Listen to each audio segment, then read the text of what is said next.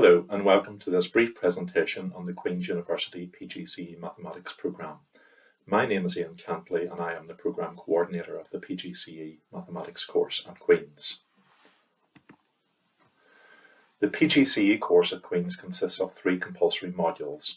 Firstly, there's a subject studies module, which in the case of the Mathematics PGCE is known as Mathematical Studies, and that deals with mathematics-specific issues in relation to learning and teaching. The second module is called Education and Professional Studies, and that deals with generic cross-cutting issues which are relevant to the learning and teaching of all subjects, like, for example, topics such as behaviour management. And the third module is the placement module, and that is where you gain practical experience of teaching in schools. All 3 modules must be passed in order to be awarded the PGCE qualification. I will now give a brief overview of the content of the Mathematical Studies module.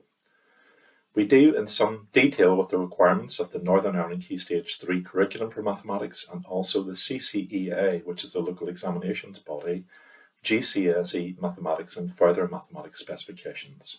We also deal with the CCEA, GCE A-level mathematics and briefly also the further mathematics specifications. Considerable emphasis is placed on lesson planning and delivery, since that will be a bread and butter issue in relation to your daily work on placement and also, of course, post-qualification. We devote some time to the analysis of children's learning and strategies for encouraging and engaging reluctant learners. We also address mathematical misconceptions, since they present a barrier to progression in the subject. We deal with the common misconceptions in different curriculum areas and also strategies for alleviating those misconceptions. We deal, as per the requirements of the Northern Ireland curriculum, with active learning in the context of mathematics. We talk about the theoretical basis of that and also give you ideas in terms of how that might be implemented in practice in the classroom. We deal with the teaching and learning of mathematics for children with special educational needs. We also address classroom management strategies which are particularly useful in the context of mathematics.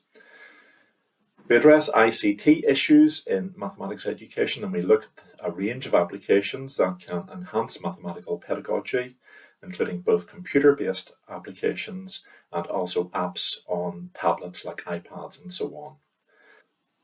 In the taught modules, we also talk about the job application process, and I give some advice in relation to the application process for mathematics teaching positions in schools. How is the PGCE course assessed?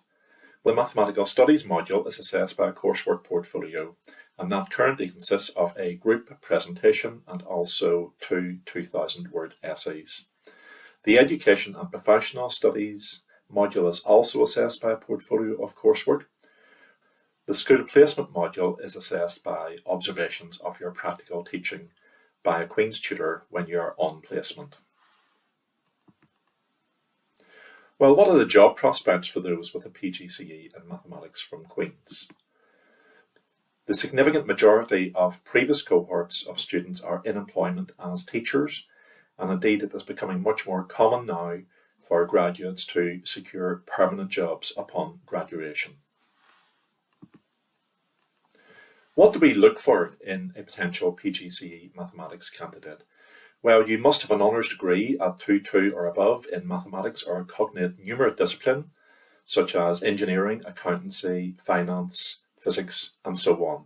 However, please note that you need a grade C or above in A-level mathematics if your degree is not in mathematics. We also expect candidates to be fluent, confident communicators. They must have an obvious enthusiasm for teaching, and they must have thought through clearly why they want to teach. Some involvement in working with young people is useful, although it is not essential. And finally, we look for extracurricular interests that are judged to be of value to schools, and that is not just sporting activities, it could be other non-sporting activities such as, for example, drama, ICT clubs, and so on. Thank you very much for listening.